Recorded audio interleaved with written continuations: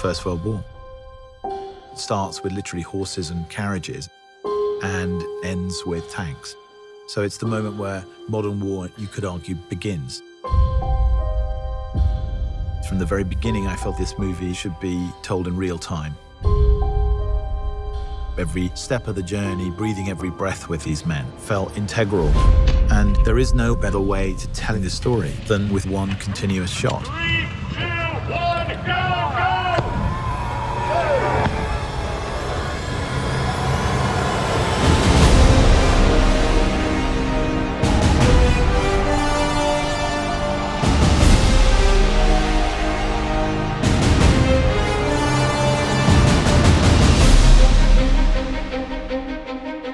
From the first moment I talked to Sam about the idea of it as a one-shot movie, I knew it was going to be really immersive.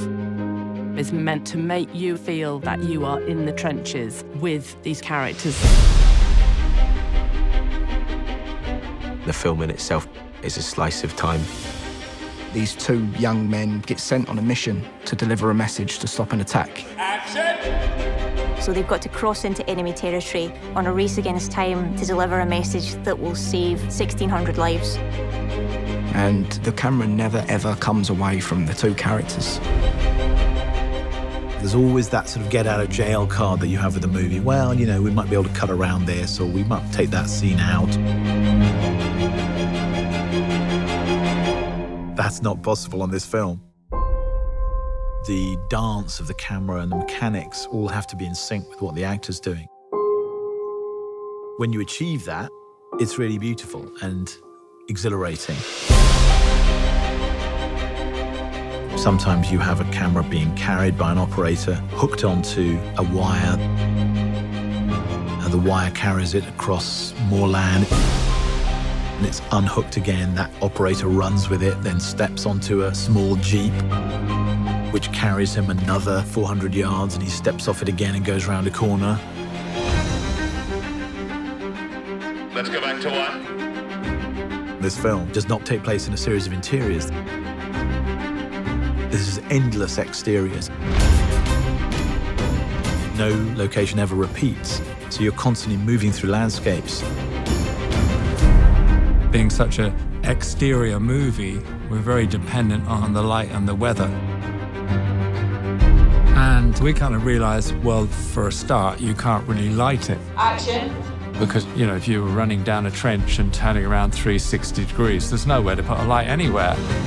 And because we were shooting in story order, we have to shoot in cloud to get the continuity from scene to scene. So some mornings, the sun would be out and we couldn't shoot. So we would rehearse. And we're rehearsing. And then we'd be waiting around, everyone with their eyes up in the sky, trying to see how long it'd take for the sun to move behind the cloud. And as soon as it comes over, you've got this 5-minute window. Everyone would be like, come on, go, go, go. Go, go, go! So you are also in the lap of the gods. It's like a piece of theatre every take. Once it starts, it can't stop. If something goes wrong, you just have to keep going. Until you actually see it on a screen, you don't really realize how immersive it is and how that technique kind of draws you into it.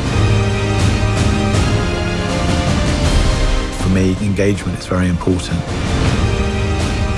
And that is behind the way in which we've decided to shoot this film. I wanted people to understand how difficult it was for these men.